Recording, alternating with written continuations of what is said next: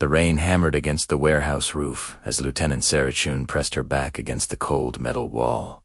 Her civilian clothes soaked through. 3 years had passed since she'd left the Navy SEALs, trading her combat gear for a quiet life, teaching self-defense at a community center in Portland. She'd promised herself she was done with violence, done with the darkness that came with being one of the military's most lethal operatives. But fate, it seemed, had other plans.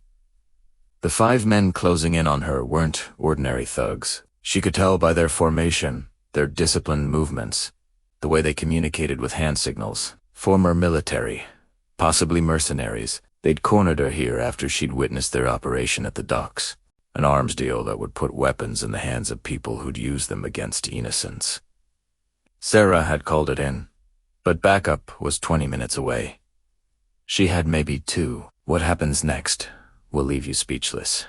But first, you need to understand how Sarah became the woman standing in that warehouse, and why she'd walked away from everything she'd trained her entire life to become. Sarah had grown up the youngest of 4 brothers in a military family. While other girls played with dolls, she was doing push-ups with her father at dawn, learning to shoot at 8, mastering hand-to-hand combat by 12. The SEALs had been her dream since childhood, back when women weren't even allowed in combat roles. She'd waited, trained harder than anyone, and when the opportunity finally came, she'd seized it with both hands.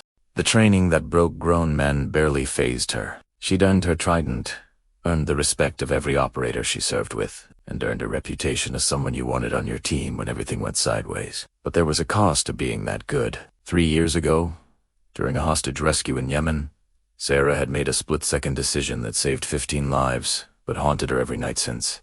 The terrorist leader had been using a child as a shield. Sarah had taken the shot, threading the needle in a way only a handful of people in the world could manage.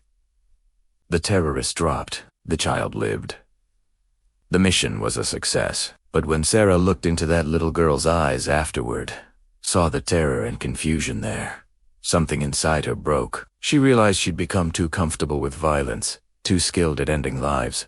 She'd requested discharge and disappeared into civilian life, hoping to find redemption in teaching others to protect themselves without becoming what she'd been. The lead mercenary, a scarred man with cold eyes, stepped forward.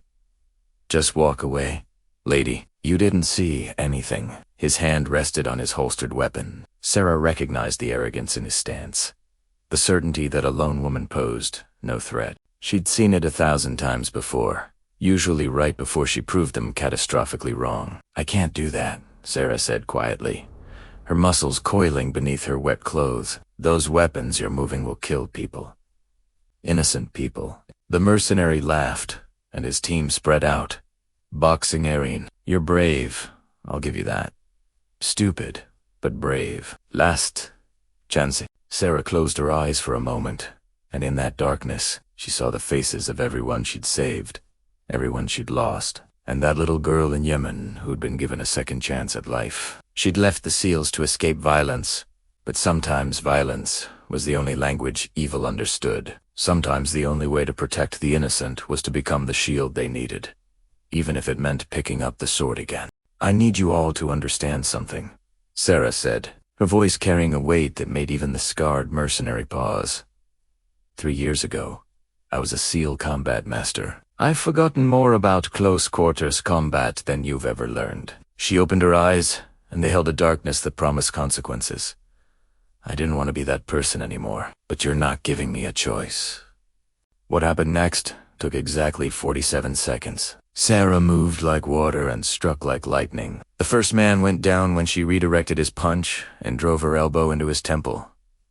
The second lunged with a knife. She disarmed him with a wrist lock that shattered bone and left him screaming. The third managed to draw his weapon before Sarah's spinning kick sent it flying, and her follow-up strike dropped him unconscious. The fourth hesitated, which was his mistake. Sarah closed the distance in a heartbeat.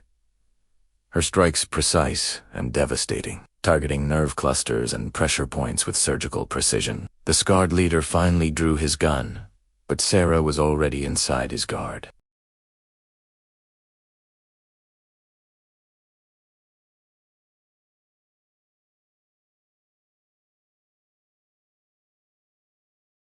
Sirens wailed in the distance. Sarah's hands were shaking now, adrenaline flooding her system.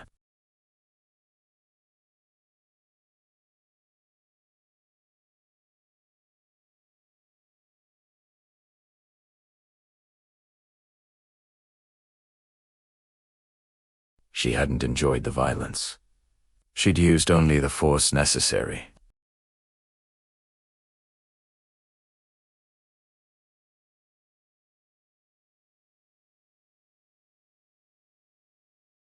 Miss Chun, you saved a lot of lives tonight.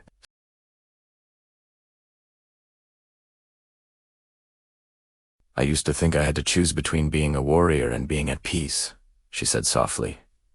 Maybe I was wrong. Maybe the point isn't to run from who you are, but to choose carefully when and how you use those skills. Old enough to go to school, to laugh with friends, to dream about her future.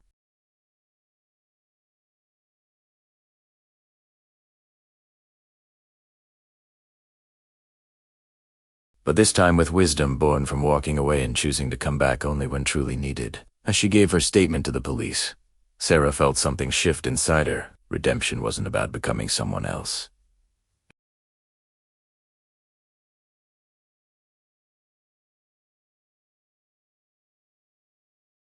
She was a warrior and a teacher, a protector and a woman seeking peace.